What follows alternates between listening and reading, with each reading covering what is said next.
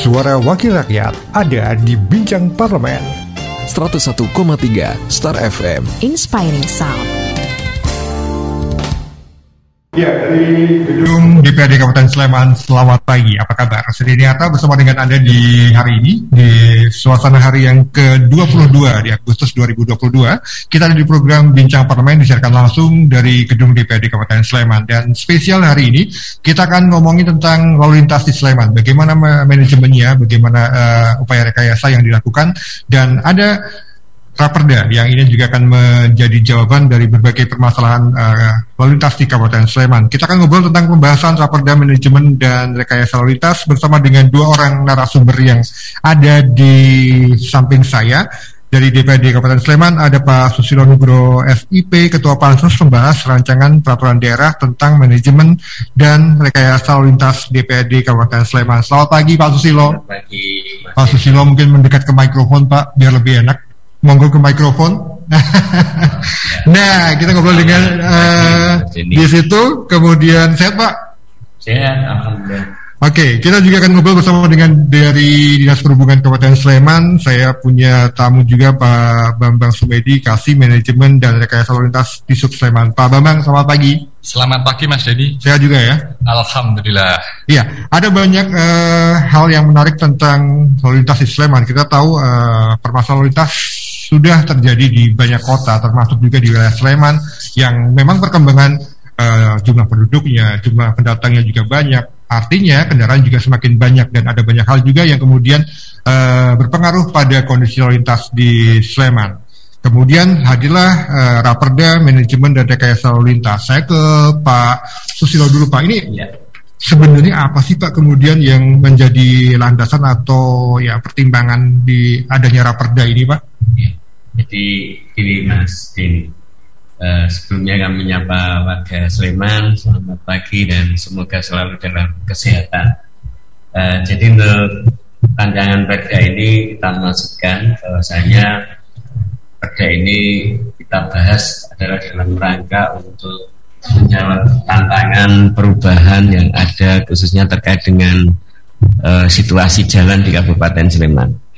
Bahwasanya keruwetan-keruwetan yang terjadi di wilayah Sleman, misalkan seperti di Jalan Seturan, Kledokan, ini adalah karena pertumbuhan daya beli masyarakat dan juga jumlah pendatang. Apalagi ketika memasuki masa sekolah ataupun kuliah. Ini jumlah kendaraan terus bertambah, namun kurang sejalan dengan perkembangan jalan itu sendiri. Yang kedua, terjadinya titik-titik kemacetan. Kemudian bahwa pemerintah sebagai penyelenggara lalu lintas dan masyarakat sebagai pengguna ini kan harus ada fasilitasi kaitannya dengan ketentuan-ketentuan hukum yang harus memberikan perlindungan kepada pengguna jalan, baik untuk keselamatan, keamanan, kenyamanan bagi para pengguna jalan. Nah, di sisi lain untuk kondisi jalan di Sleman saat ini memang kondisinya tidak seimbang antara pertumbuhan jalan itu sendiri dengan pengguna ataupun situasinya. Nah, ini perda ini hadir untuk mengatur itu.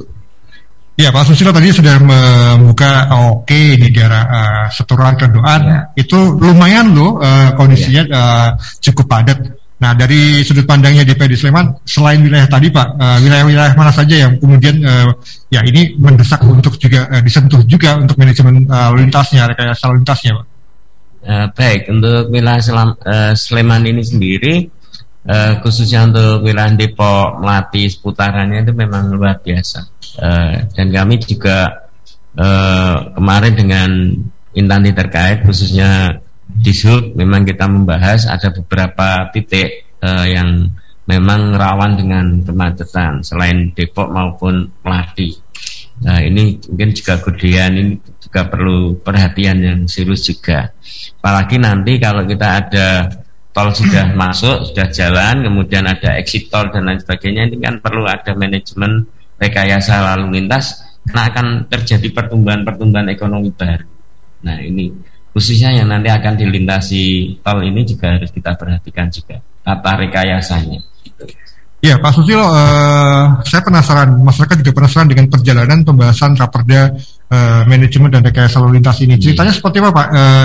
Dari Pemkab seperti apa, kemudian pembahasan di dalam seperti apa nih Pak? Ya, Raperda ini memang dari Pemkab terkait dengan situasi saat ini.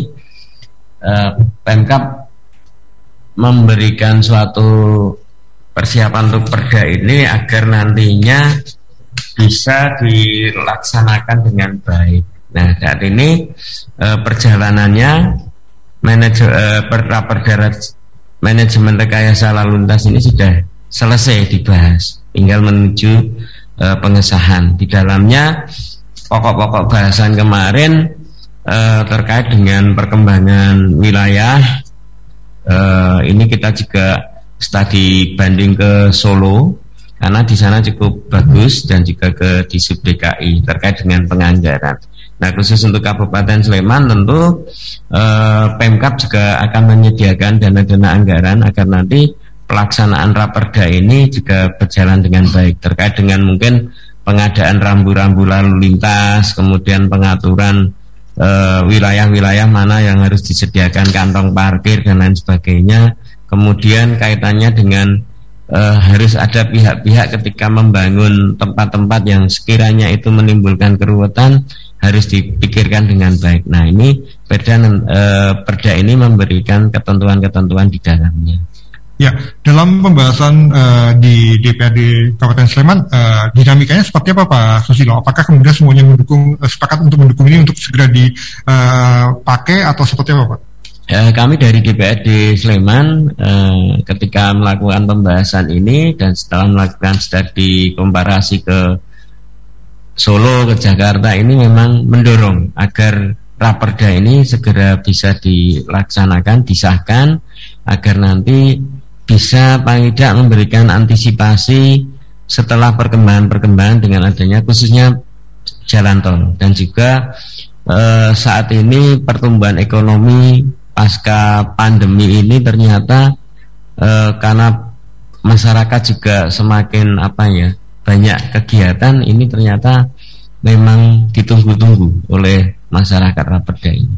Iya, dan di samping saya juga ada dari Dinas Perhubungan Kabupaten Sleman yang pasti punya versi juga terkait dengan persoalan lalu lintas di Sleman.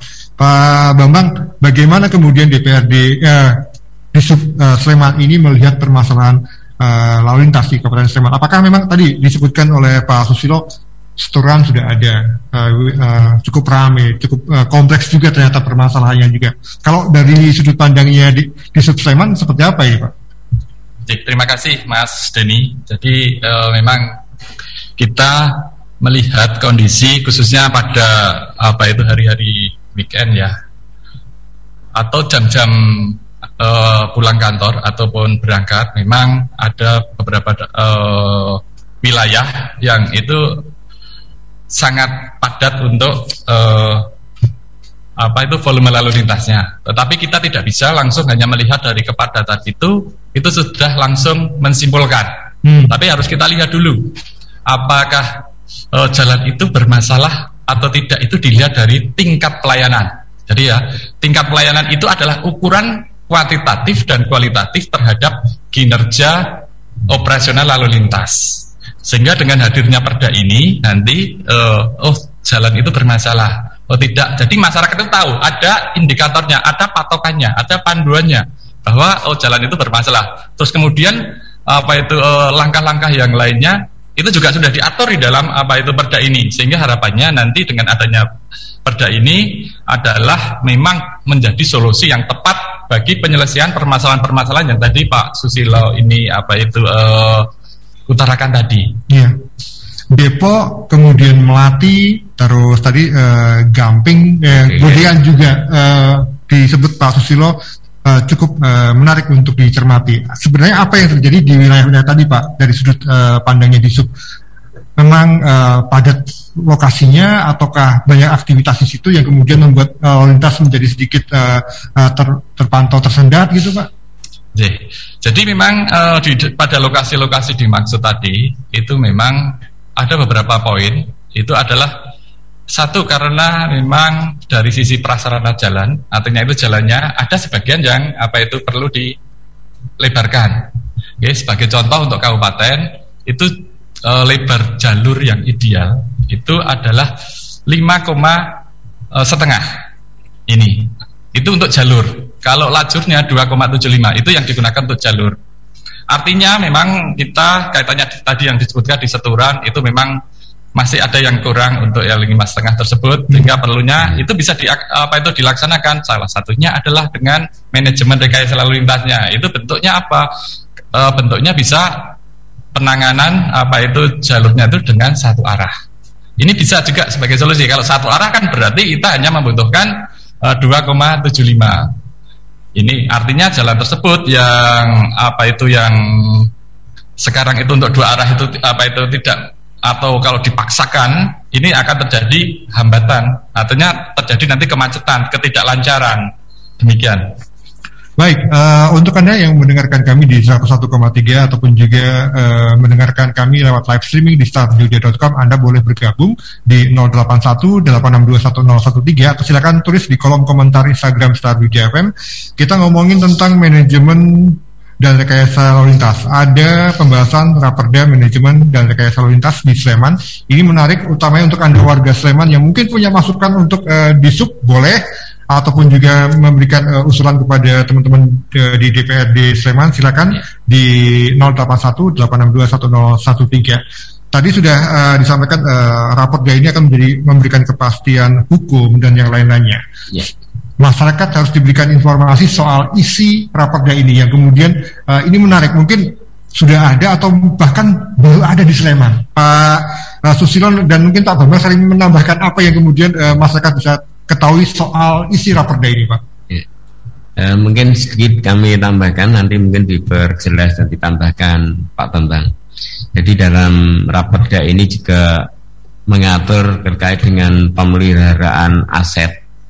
Contohnya APIL, alat pengatur instrumen lalu lintas ini kan kadangkala misalkan terjadi kecelakaan, ini kan ada kerusakan dan lain sebagainya. Nah ini ada kewajiban pengguna, kalau ada kelalaian yang disebabkan oleh pengguna, misalkan terjadi kecelakaan tunggal karena kesalahan dari pengguna, ini wajib nanti hukumnya bagi pengguna ini untuk memperbaiki, bertanggung jawab untuk mengganti kerusakan alat pengatur instrumen lalu lintas ini. Ini agar masyarakat juga memiliki rasa tanggung jawab, rasa handarbeni terhadap aset-aset yang ada.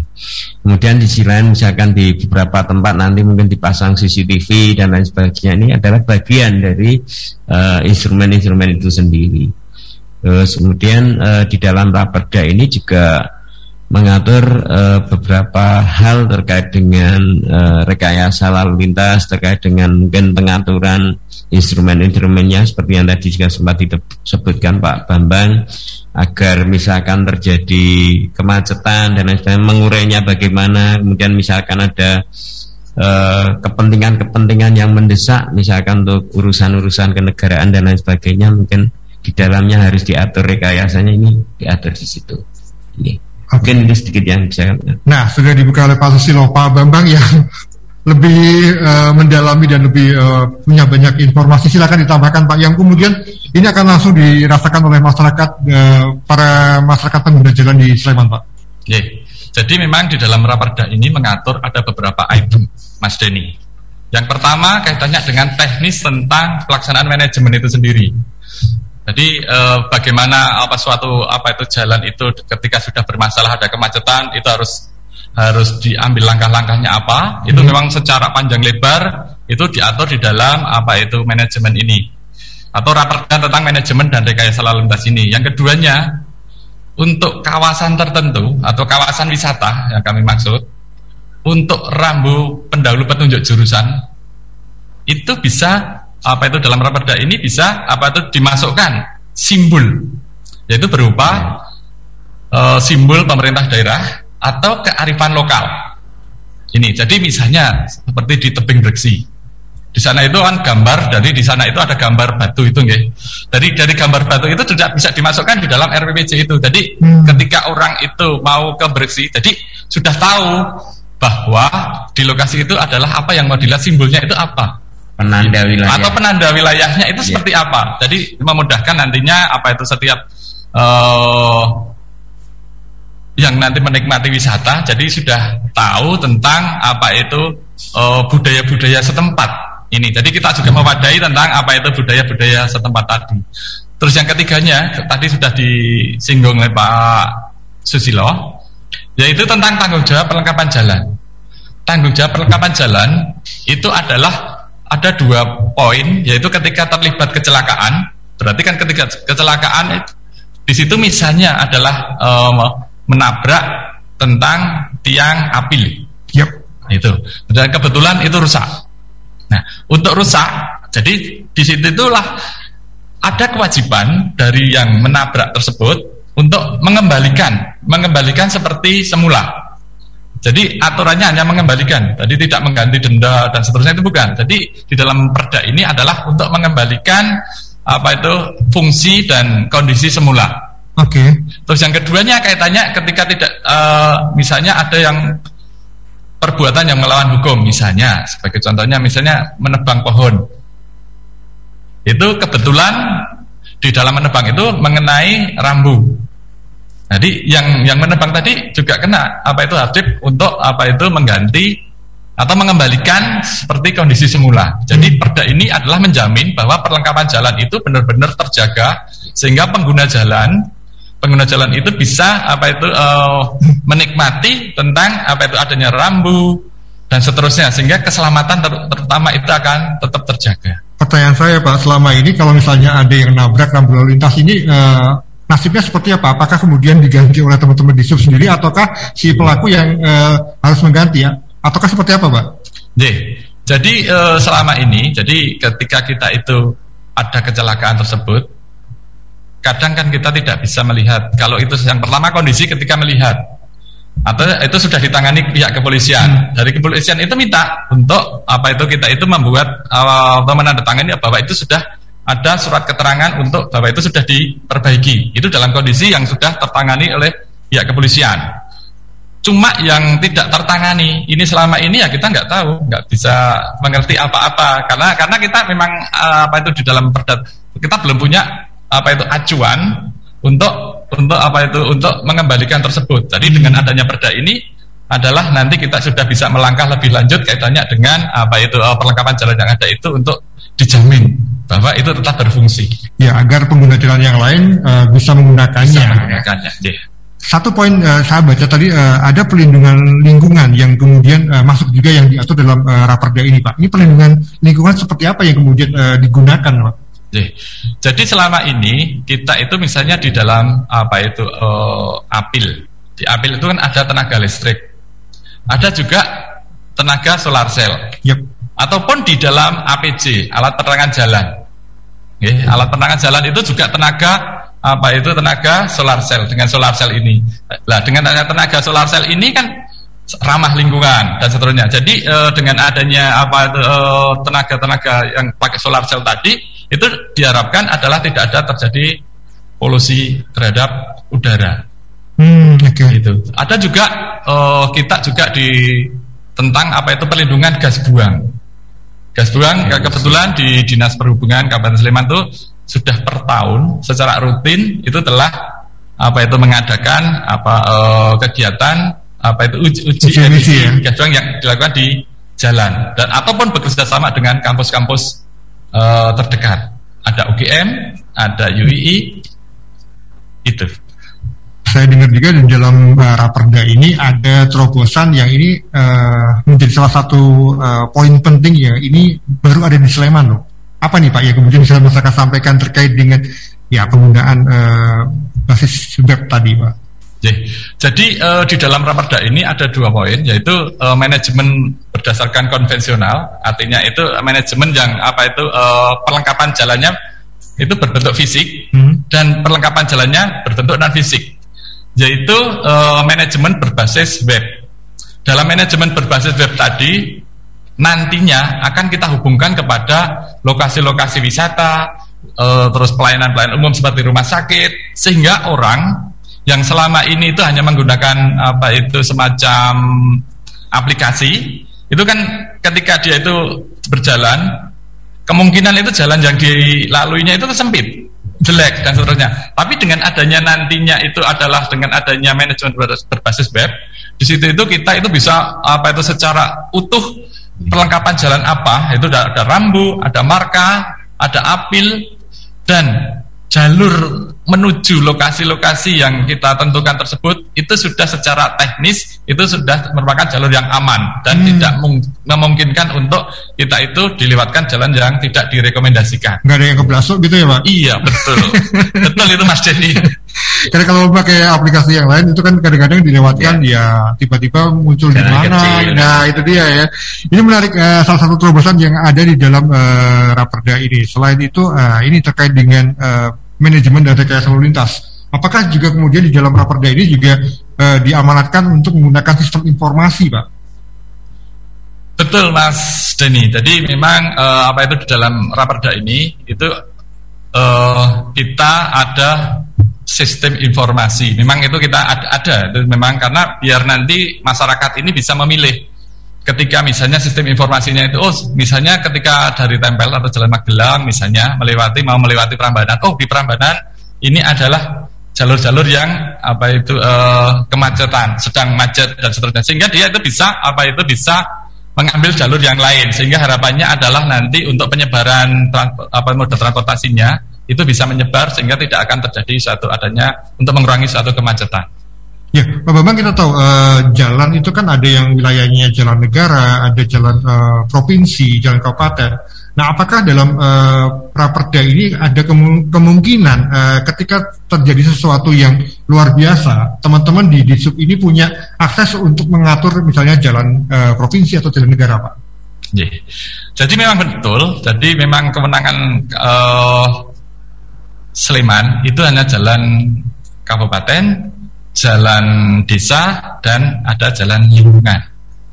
Namun di dalam Raperda ini kita membuat terobosan, yaitu untuk bisa menangani permasalahan jalan nasional yang sifatnya sementara. Kita bikinkan contoh, Pak. Misalnya ada kejadian apa ini, Pak? Misalnya di lokasi, misalnya di Beran, misalnya ketika kemarin ada puting beliung ya, itu kan jalannya bisa ditutup ataupun ditutup sementara. Kita Dinas Perhubungan Kabupaten Sleman itu adalah dengan menyediakan water barrier itu pada lokasi tersebut, sehingga di lokasi jalan nasional dan provinsi tersebut itu tidak berlarut-larut di dalam akibat daripada kejadian yang sifatnya bencana ini. Jadi ini merupakan solusi jangka pendek terhadap penanganan permasalahan, sambil kita setelah kita itu menangani yang sifatnya sementara itu, kita melaporkan kepada yang berwenang. Kalau itu jalan nasional ya kita ke kementerian atau BPTD, kepanjangan dari Kementerian Perhubungan, ataupun ke Dinas Perhubungan DIY. Ya, kita masih ada di program Bincang Parlemen, disiarkan langsung dari gedung DPRD Kabupaten Sleman. Saya bersama dengan Pak Susilo Nugroho dari DPRD Sleman, kemudian Pak Bambang dari Dinas Perhubungan Kabupaten Sleman. Kita ngobrol banyak soal lalu lintas. Anda pengguna lalu lintas pengguna jalan dan yang merasakan lalu lintas di Sleman, Anda boleh urun rembuk terkait dengan tema kita di siang kali ini. Monggo di 081-862-1013 ataupun juga Anda bisa tulis di kolom komentar Instagram Star Duja FM. Yang udah gabung di Instagram, nanti ada 2 narasumber kita yang akan menjawab pertanyaan ataupun juga opini Anda. Silakan ke 2 media interaksi tadi dan kami akan segera kembali. 101,3 Star FM, Inspiring Sound. Terima kasih untuk Anda yang terus bergabung di program Bincang Parlemen yang kami siarkan langsung dari gedung DPRD Kabupaten Sleman. Kita ngobrol tentang pembahasan Raperda Manajemen dan Rekayasa Lalu Lintas di Sleman. Saya bersama dengan dari DPRD Kabupaten Sleman, ada Pak Susilo Nugroho selaku Ketua Pansus membahas rancangan peraturan daerah tentang manajemen dan rekayasa lalu lintas DPRD Kabupaten Sleman, dan juga dari Disub Kabupaten Sleman ada Pak Bambang Sumedi, Kasih Manajemen dan Rekayasa Lalu Lintas Disub Sleman.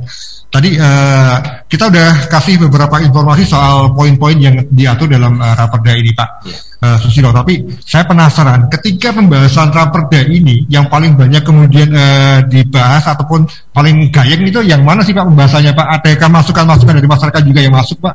Iya, masih. Jadi dalam pembahasan kami di Pansus dan juga ketika itu menghadirkan Disub terkait dengan peran tanggung jawab pemerintah daerah yang sifatnya sementara, seperti misalnya kasus-kasus lampu mati, penerangan jalan yang mati di ring road kan kewenangan pusat, tapi yang masyarakat mengeluh ke kami. Nah ini akhirnya kita harus berkoordinasi dengan banyak pihak. Kemudian juga terkait dengan instrumen pengatur lalu lintas, apelnya itu juga sebetulnya kewenangan pusat, tapi masyarakat tahunya itu wilayah Sleman. Nah ini kita dengan Disub bagaimana caranya agar ini bisa teratasi.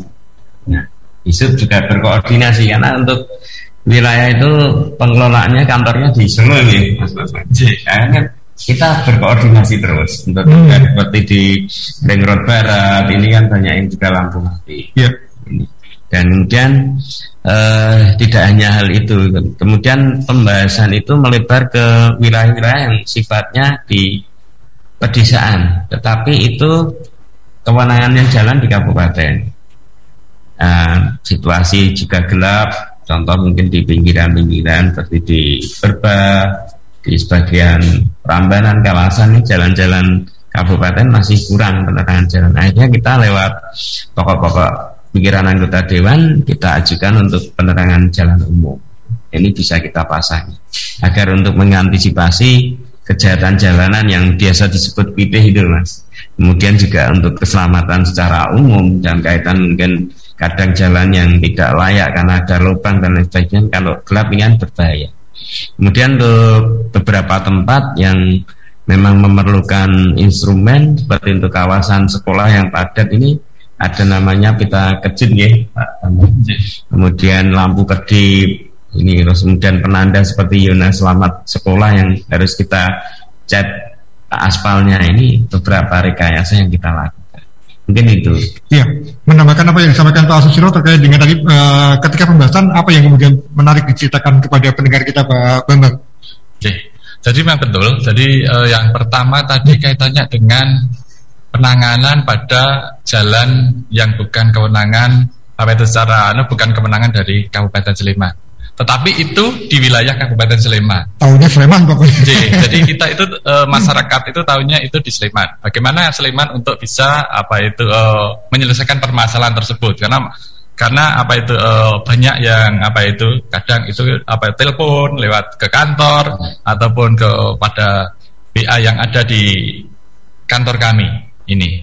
Jadi kemarin untuk menyelesaikan tersebut, makanya secara sepakat nih Pak Pak Sus, itu dimasukkan untuk sementara sambil menunggu kita itu koordinasi dengan instansi yang punya kewenangan di bidang jalan yang sesuai dengan aturan. Kalau itu jalan nasional di kementerian tadi, atau perpanjangannya adalah di BPTD wilayah 10 Solo dan Jogja ini, ataupun kalau provinsi itu adalah di Dinas Perhubungan DIY. Ini yang cukup menarik kemarin itu memang salah satunya itu sama yang wisata simbol itu juga menarik ya Pak ya. Iya, gitu. Itu yang simbol-simbol kaitannya simbol-simbol kearifan lokal pada kawasan wisata ini yang selama ini mungkin belum ya. Tadi saya mencontohkan di Brexit, ketika di Brexit itu sebenarnya Brexit itu seperti apa? Dari simbolnya sebenarnya, jadi masyarakat itu nanti dengan adanya yang dimasukkan dalam dalam Raperda ini memang benar-benar sudah tahu. Oh ternyata di Brexit sejarahnya atau dengan melihat simbol-simbol yang ada itu sudah tahu. Oh itu wilayah misalnya Prambanan, Genting atau mungkin ada di candi, di sekitar candi, misalnya candi nantinya ada Candi Kedulan itu mana. Jadi di situ itu memang sudah dengan adanya ada simbol yang bisa dimasukkan, itu tahu bahwa misalnya Candi Kedulan itu merupakan punyanya Kabupaten Sleman dan bentuknya seperti apa, itu bisa dimasukkan. Berarti kalau misalnya saya bayangkan kalau ke daerah Turi ada logo salah misalnya gitu ya Pak, bisa seperti itu? Bisa seperti itu ya. Karena ada kearifan lokal masing-masing apa itu lokasi. Ya Pak Bambang, kita tahu penggunaan CCTV kan menjadi sebuah kebutuhan yang kemudian sudah diwujudkan, diterapkan di Sleman juga oleh teman-teman di Sub Sleman. Ada berapa banyak Pak CCTV yang dipasang oleh teman-teman di Sub, dan apakah ini memang sudah mengadopsi teknologi kekinian ataukah seperti apa Pak? Jadi untuk ke Kabupaten Sleman, khususnya untuk Dinas Perhubungan, itu adalah kita sudah memasang sekitar 7 CCTV yang di ATCS, yang kita pasang di ATCS.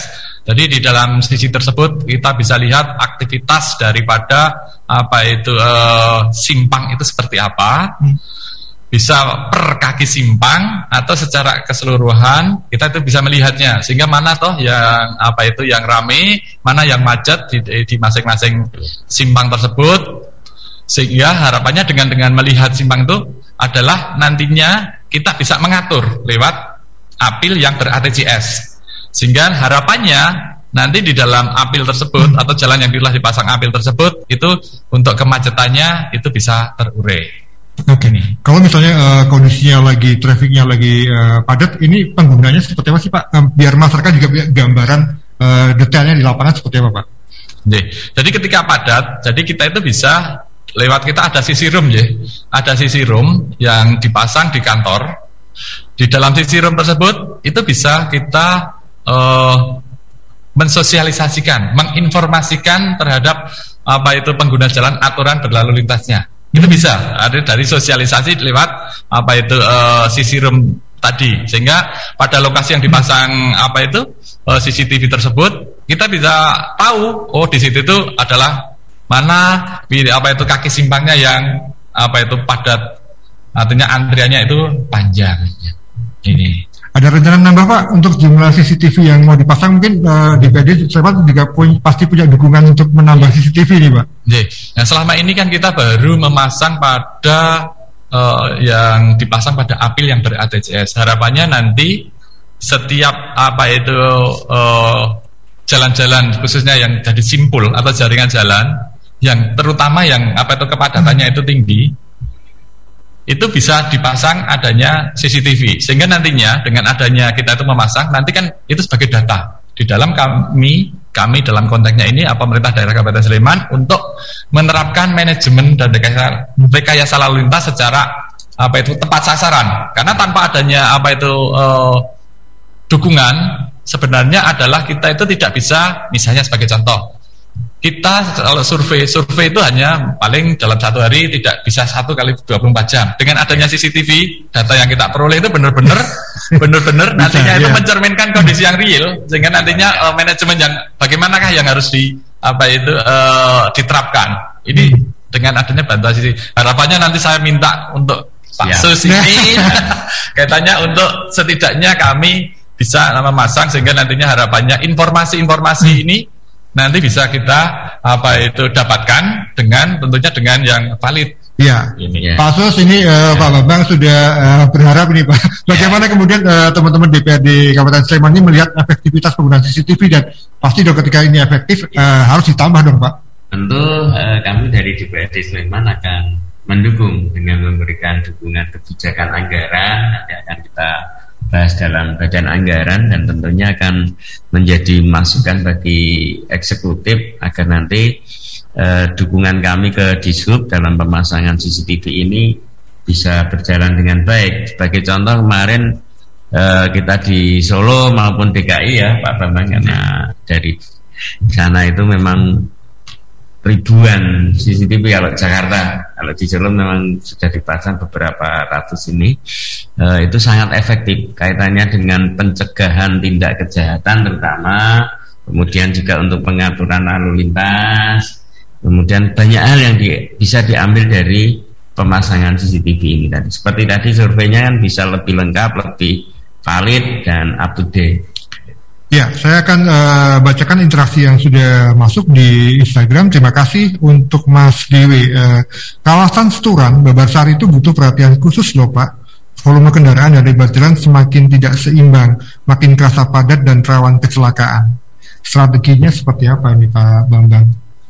langsung ditembak setoran Bebarsari nih Pak. Ini banyak yang merasakan ternyata. Berarti ini di khusus langsung Seturan Jadi memang di Seturan sebenarnya kami itu setelah melakukan upaya, yaitu dengan sudah kami lakukan melalui forum lalu lintas yang sudah beberapa kali kita lakukan rapat, di mana di dalam forum tersebut itu sudah ada keputusan yang setidaknya adalah adanya satu penerapan dengan sistem satu arah untuk pada lokasi yang di jalan inspeksi itu, artinya di dekat UB. Terus yang ke selatan itu adalah di Jalan Wahid Hasyim, itu dari utara ke selatan.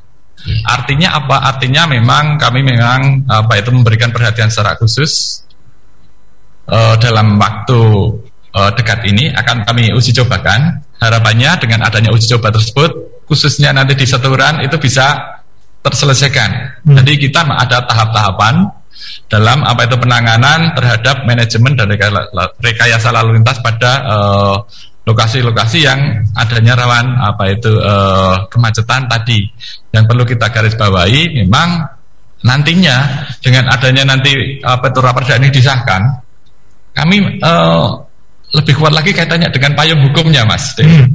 Dengan payung hukumnya kami juga lebih lagi sudah tidak ada keraguan-raguan di dalam kami untuk melakukan manajemen dan rekayasa lalu lintas pada kawasan semuanya. Hanya khususnya karena tadi yang disebutnya Seturan, jadi kami melihatnya memang yang kami bahaskan, kami contohkan di lokasi Seturan. Tapi sebenarnya bukan hanya Seturan saja, tetapi wilayah Kabupaten Sleman yang menjadi kewenangan Kabupaten Sleman kaitannya dengan manajemen dan rekayasa lalu lintasnya. Itu yang menjadi perhatian dari Dinas Perhubungan Kabupaten Sleman. Artinya kawasan Kecamatan Depok ini menjadi salah satu pusat wilayah yang kemudian harus lebih banyak diperhatikan juga, Pak Bambang. Apakah mungkin ada juga wilayah lain? Kita tahu kayak Ngaglik, kemudian Melati, itu kan juga kawasan cukup padat, ada banyak sekolah, banyak kampus. Ini kan juga butuh perhatian juga, Pak.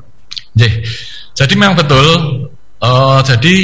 Tadi seperti yang saya sampaikan, kami itu tidak hanya satu lokasi saja, tapi kami secara keseluruhan di dalam manajemen ini itu wajib untuk menyelesaikan permasalahan-permasalahan yang ada kaitannya dengan ini kemacetan, tentang antrian yang panjang, terus adanya tingkat kecelakaan yang tinggi pada suatu lokasi. Ini yang menjadi fokus daripada penanganan di di dalam manajemen. Khususnya memang kalau yang sekarang ini yang lebih sering muncul itu kaitannya yang banyak itu satu Kapanewon ya. Sekarang bukan kecamatan tapi Kapanewon Depok, juga Kapanewon Ngaglik, juga Kapanewon Melati, juga tadi disebutkan di Kapanewon Gudian. Itu juga menjadi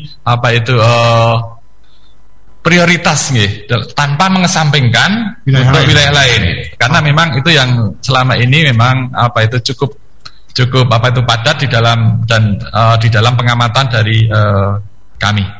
Ini pas juga langsung pertanyaannya terkait dengan Godian ini, Dido Mustika. Kalau Jalan Godian itu statusnya jalan provinsi ataukah kabupaten?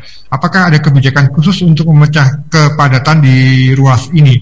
Kalau saya pribadi, saya pernah merasakan antrian dari arah barat itu panjang, Pak. Apakah ada strategi khusus untuk wilayah ini, Pak? Jadi perlu kita sampaikan di dalam penanganan Jalan Godian tadi pada Mbak atau siapa aja? Ini Mas Dido Mustika, Mas Dido. Matur nuwun Mas Dido untuk informasinya. Jadi memang kami sampaikan bahwa Jalan Godian itu merupakan jalan provinsi, di mana jalan provinsi tersebut merupakan kewenangan daripada Dinas Perhubungan DIY. Namun demikian, karena ini tadi ada informasi ini, nanti kami komunikasikan dengan Dinas Perhubungan DIY kaitannya dengan permasalahan lalu lintas di sana. Jadi seperti kami sebutkan tadi, untuk sementara tadi kan kita bisa untuk mengambil solusinya. Dan karena ini dekat, nanti setelah ini nanti kita sampaikan kepada Dinas Perhubungan DIY. Iya, dalam kanugrahan, apakah ada upaya atau strategi untuk memperlebar jalan di Sleman? Lebaran jalan ini yang mungkin yang dipikirkan oleh audiens kita itu pokoknya kalau jalannya lebar pasti lancar nih, Pak. banyak pihak yang jadi memang jadi memang di dalam Raperda ini itu kaitannya dengan apa itu manajemen, bukan prasarana jalannya. Harus dibedakan. Itu mana prasarana jalannya, mana itu manajemennya. Jadi secara analoginya seperti ini. Kalau itu masalah jalan, berarti itu bukan masuk ranahnya Raperda ini. Jalannya.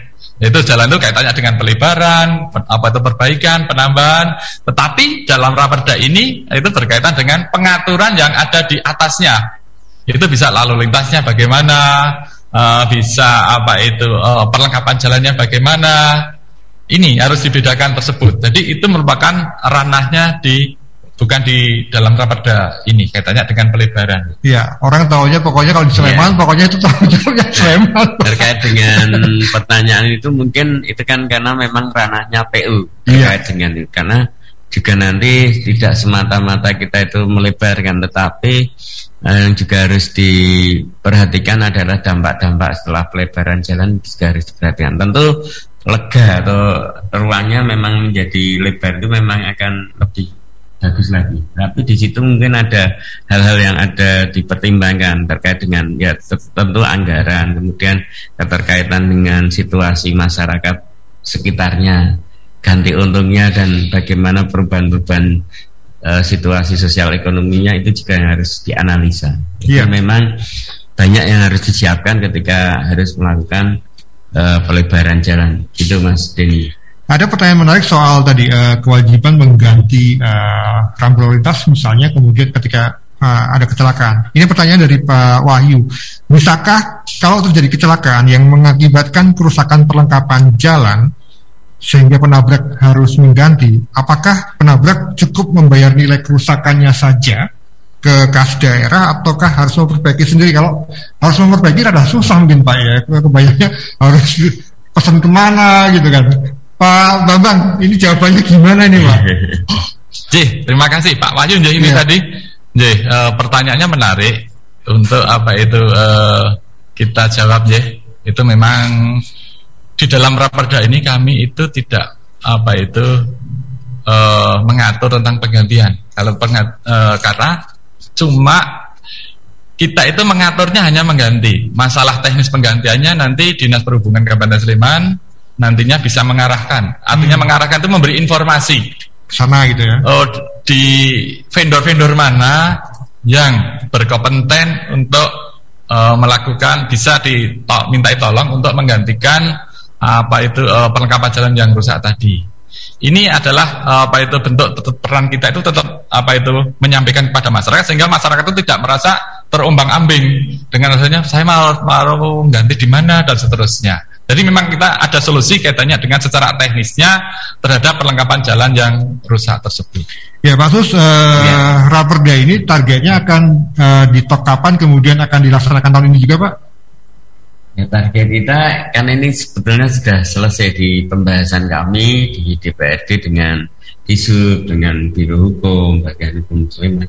Nah ini tinggal pengesahan. Jadi harapan kami di tahun ini juga harus selesai, di akhir tahun ini sudah disahkan. Ya, ketika disahkan kemudian diterapkan di masyarakat, fungsi Dewan adalah melakukan pengawasan. Apa yang kemudian akan dilakukan oleh teman-teman Dewan, teman-temannya Pak Sus ini? Ya, tentu kami melakukan controlling ataupun pengawasan ini sejauh mana pelaksanaannya. Tentu kita bisa melalui dengan banyak hal terkait dengan mungkin pelaporan dari masyarakat kita akan teruskan, kemudian mungkin secara monitoring, inspeksi bersama dengan instansi terkait, dan juga tentu keterkaitan dengan pihak kepolisian dan lain sebagainya.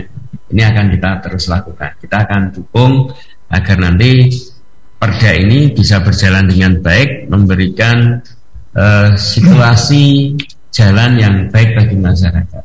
Jadi ada faktor-faktor keselamatan, keamanan, ketertiban ini yang akan menjadi acuan bagi kami.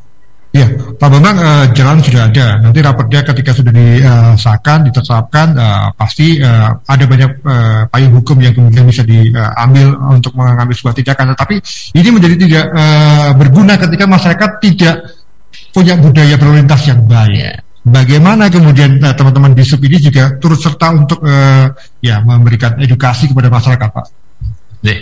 Jadi memang apa itu Raperda tadi disebutkan itu nanti ketika sudah ditetapkan itu memang ada kewajiban daripada kita. Sebenarnya kita ada program ini di dalam manajemen dan rekayasa lalu lintasnya itu kita ada namanya program tentang pemberdayaan. Artinya di situ itu kita harus bisa melakukan dengan adanya sosialisasi kepada masyarakat, dan ini sudah kita lakukan di Dinas Perhubungan Kabupaten Sleman itu sudah melakukan sosialisasi baik itu di tingkat TK, taman kanak-kanak, di tingkat SMP juga, di tingkat SMA juga adanya sudah kita itu membuat program pelajar pelopor. Apa itu, Pak?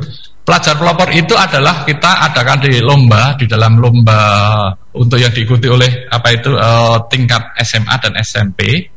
Kaitannya dengan penerapan tentang peraturan lalu lintasnya tersebut. Di dalam lomba tersebut telah dibentuk nanti pemenangnya itu nanti mewakili daripada sekolahan itu untuk dia itu berperilaku misalnya belum saatnya naik motor, ya jika dia nggak akan naik motor, terus dia itu kalau berboncengan ya dia pakai helm. Dan itu nantinya harapannya adalah dengan adanya pelajar pelopor tadi nanti sudah memberikan ilmunya tadi yang sudah didapatkan dari Dinas Perhubungan khususnya itu kepada rekan-rekannya. Ketok tular ya dalam bahasa Jawanya itu ketok tular ini. Dan itu sudah dilakukan itu baik itu di tingkat kabupaten, di tingkat provinsi maupun sudah ikut di tingkat nasional. Ini kebetulan Sleman untuk di tingkat provinsi pernah menjadi juaranya. Katanya dengan pelajar pelopor. Tapi kalau yang di tingkat nasional belum, sepertinya harus berjuang lagi. Pak Sus, dukungan teman-teman DPRD Kabupaten Sleman untuk edukasi kepada masyarakat terkait dengan budaya berlalu lintas yang baik dan benar, Pak. Apa yang kemudian bisa disampaikan? Dengan kami dari DPRD Sleman tentu terkait dengan itu kita bisa sampaikan lewat media-media yang ada dalam kaitan. Mungkin kami kan punya kegiatan-kegiatan public hearing, punya kegiatan sosialisasi, ini akan kita lakukan. Nah, ini termasuk juga dengan teman-teman mungkin di wilayah lewat Penewu, lewat lurah dan sebagainya akan kita lakukan. Kita pada intinya akan terus mengawal pelaksanaan perda ini dengan baik. Ya, harapannya Pak, dengan adanya perda ini nantinya yang kepada teman-teman di Pemkab seperti apa, kepada masyarakat seperti apa Pak harapannya Pak?